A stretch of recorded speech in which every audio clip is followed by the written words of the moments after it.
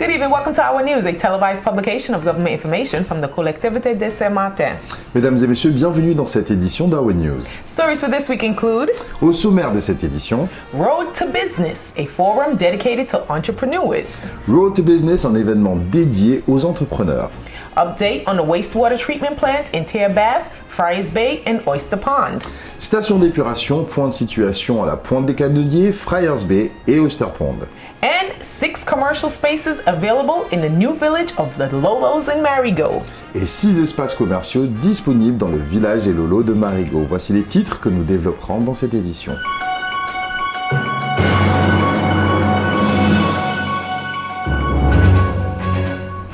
Welcome back. On Thursday, November 7th, entrepreneurs and project holders of the territory participated in the forum entitled Road to Business, organized by the Collectivité de Saint-Martin, Initiative Saint-Martin Active, and the Chambre Consulaire Interprofessionnelle, CCISM. This event was held at the West Indies Mall in Marigot. The local organizations and companies were present to inform entrepreneurs about the various steps that concerns them. Steve? Entrepreneurs et porteurs de projets du territoire ont participé au forum Road to Business organisé par la collectivité de Saint-Martin et ses partenaires, la CCISM et l'ISMA au West Indies Mall le jeudi 7 novembre. Les organismes locaux qui accompagnent les entreprises étaient présents pour les renseigner sur l'ensemble des démarches qui les concernent. Pour une première édition, sincèrement, on trouve que c'est un succès. On ne s'attendait pas à voir autant de monde et sincèrement, en tant que représentante de la CCI aujourd'hui, avec mes collègues qui tiennent le stand, on n'a rien à redire. Bon, bien entendu, il y a toujours des améliorations, mais pour une première édition, c'est super. Le type de public qu'on a accueilli est très varié, donc il y en avait qui étaient au stade de l'idée, qui avaient déjà avancé sur leur projet ou qui étaient déjà en activité, qui souhaitaient avoir des réponses sur des situations juridiques, donc il y avait les avocats présents. Donc sincèrement, pour une première édition, rien à redire, c'est parfait.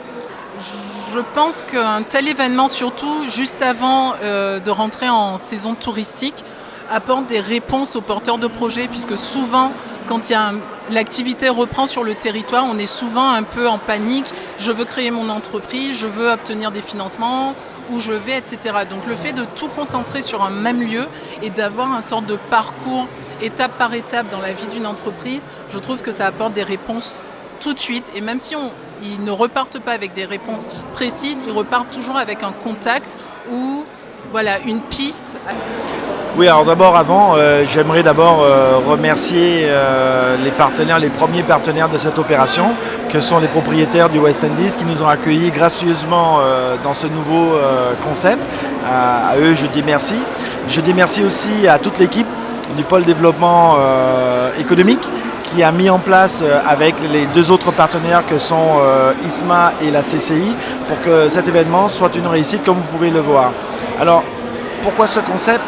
D'abord parce que c'était plus intéressant dans un cadre comme celui-ci de permettre la rencontre entre tous les opérateurs, tous les entrepreneurs, tout le monde dans un cadre agréable, mais aussi la faculté de pouvoir voir tout un chacun plutôt que d'arriver sur des rendez-vous organisés en speed dating.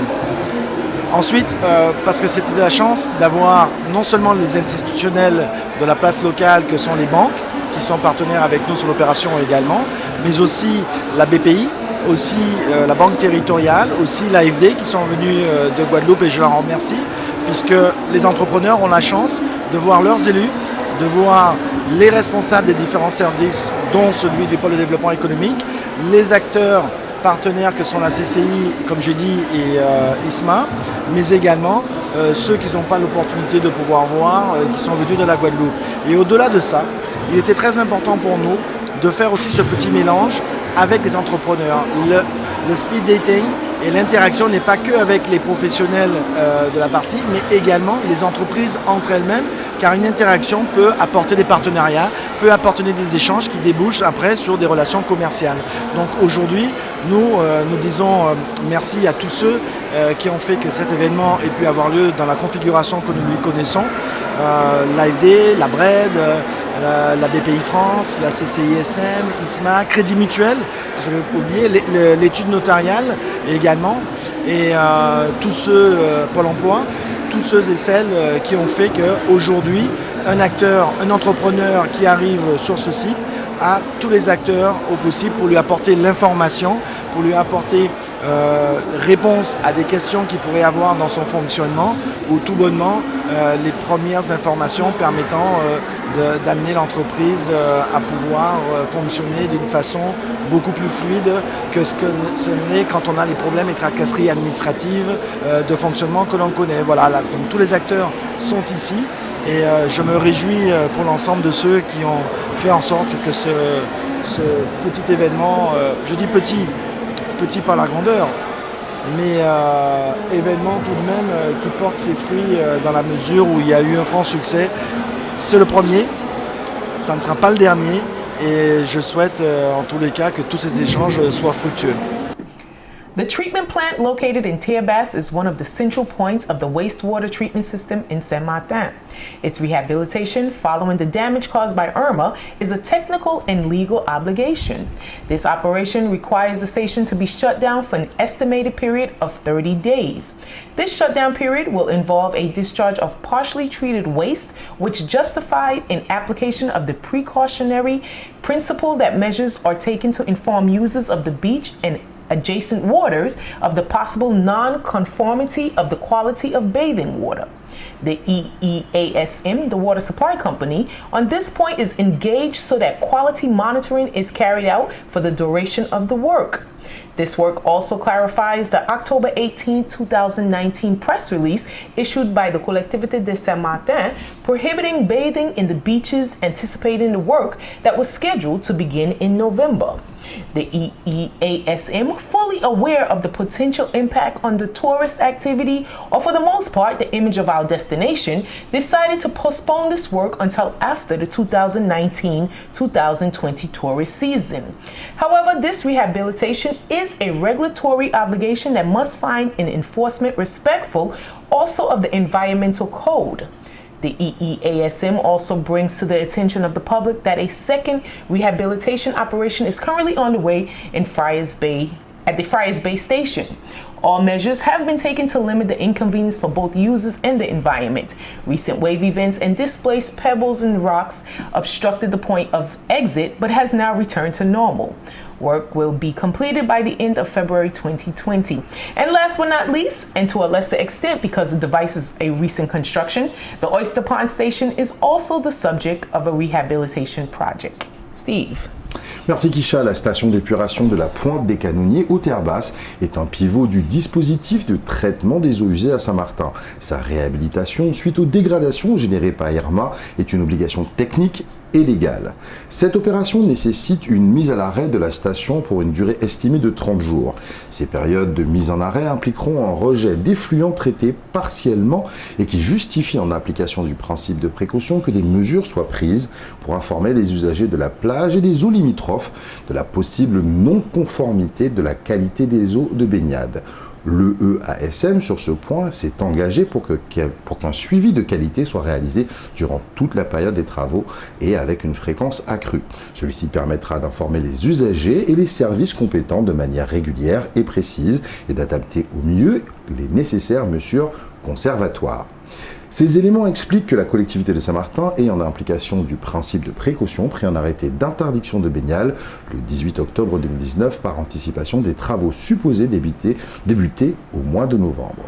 Le EASM, pleinement conscient de l'impact potentiel sur l'activité touristique, ou en tout cas sur l'image de la destination, a décidé de reporter les travaux après la saison touristique 2019-2020. Pour autant, cette réhabilitation est une obligation réglementaire qui se doit de trouver une mise en application respectueuse aussi du Code de l'environnement. La date de déclenchement des modalités de travaux pourront dès lors être précisément définies en concertation avec les services de la préfecture, la collectivité et des acteurs économiques concernés. Puisque nous sommes sur le sujet de la station d'épuration et c'est d'actualité, le EASM porte aussi à l'attention du public une seconde opération de réhabilitation est actuellement en cours sur la station de Friars Bay. Toutes les mesures ont été prises pour limiter les inconvénients à la fois pour les usagers et pour l'environnement. Les phénomènes de houle récents et les galets déplacés avaient obstrué le point de rejet. La situation est maintenant revenue à la normale. Les travaux seront terminés fin février 2020.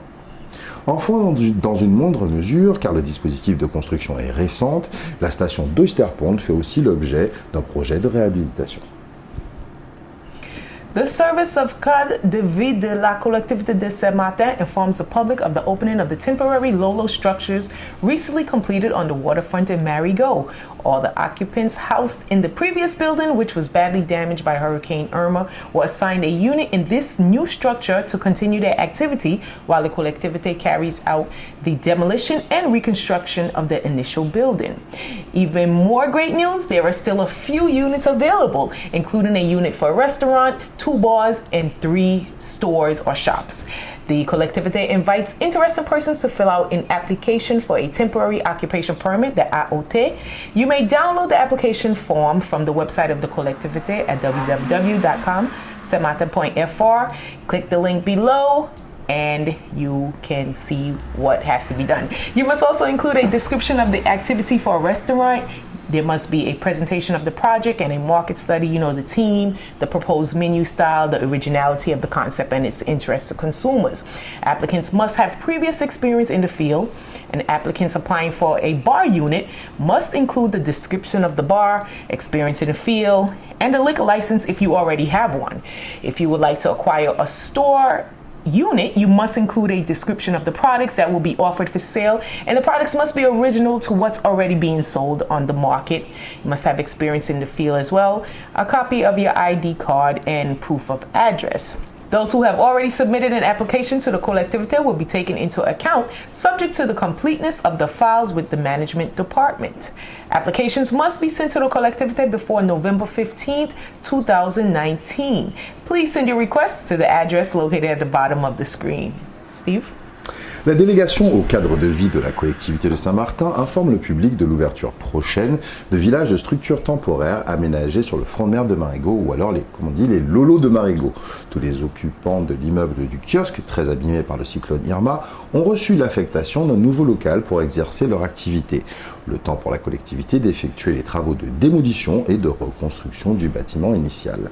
Toutefois, il reste encore des espaces disponibles, notamment des emplacements vacants pour un restaurant, 2 bars et 3 boutiques. La collectivité invite donc les personnes intéressées à constituer un dossier de candidature pour l'obtention d'une autorisation d'occupation temporaire ou un AOT, selon les modalités suivantes. Alors premièrement, il y a un formulaire à remplir, téléchargeable sur notre site internet via le lien ci-dessous.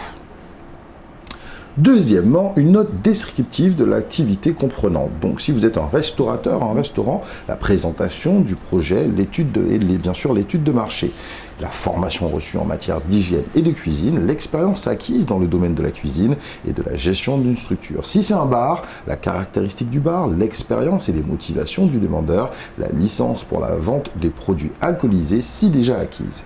Si c'est une boutique, description des produits qui seront proposés à la vente, l'originalité par rapport à ce qui est déjà en vente sur le marché devra être mise en avant. L'expérience du demandeur et bien sûr ses motivations. Bien sûr une copie de votre pièce d'identité et un justificatif de domicile. Les personnes ayant déjà déposé une demande auprès de la collectivité seront prises en compte sous réserve de complétude des dossiers auprès du service gestionnaire. Les demandes devront être adressées à la collectivité avant le 15 novembre 2019. Adressez votre demande à l'adresse qui se trouve en bas de votre écran. Kisha. Don't forget to join the Get Up Clean Up contest, which will take place on Sunday, November 10th. The Collectivité de Saint-Martin supports this event, and just as the Friendly Island cleanup operations that was carried out by the Collectivité in 2017 and 18, garbage bins will be installed in the various neighborhoods as of Sunday, November 10th, to encourage the cleaning of private properties. Et oui, Kisha, tu as totalement raison. Rejoignez le Get Up Clean Up Contest le dimanche 10 novembre. La collectivité de Saint-Martin soutient l'événement Get Up Clean Up Contest, grande opération de nettoyage collective citoyenne le 10 novembre prochain. Comme pour les opérations de nettoyage Friendly Island, Clean Island portées par la collectivité en 2017 et 2018, des bennes seront installées dans les quartiers à partir du dimanche 10 novembre pour encourager le nettoyage des propriétés privées et contribuer à cette journée de nettoyage citoyenne. Profitez de cette journée dédiée à la protection de l'environnement pour nettoyer votre jardin par exemple et participer à l'action Get Up Clean Up Contest sur le domaine public. Soyez nombreux à participer. The government of St. Martin requests the honor of your presence at the official observance of St. Martin Saint Martin Day 60th celebration, Monday, November 11th, under the theme We Story, with the church service taking place at 7 a.m. at the Phillipsburg Methodist Church, followed by the wreath-laying ceremony at 8:45 in Coal Bay by the Bellevue border, followed by the official speeches at the St. Martin Festival Village at 11:15. Come out and show your face and enjoy St. Martin's Day. Les festivités du 11 novembre, soit St. Martin's Day, cette année auront lieu lundi et seront organisées par le gouvernement du côté hollandais qui vous invite tous à venir célébrer cette fête locale et nationale. Voici le programme. À 7h, le service œcuménique aura lieu en l'église méthodiste de Phillipsburg. À 8h45, le dépôt de gerbes sera à la frontière entre Bellevue et Coal Bay. À 11h15, les allocutions officielles auront lieu au Festival Village à Phillipsburg. Et pour clôturer le tout, à 12h15, le déjeuner aura lieu au grand bâtiment administratif, le Government Building, de la partie hollandaise à Phillipsburg.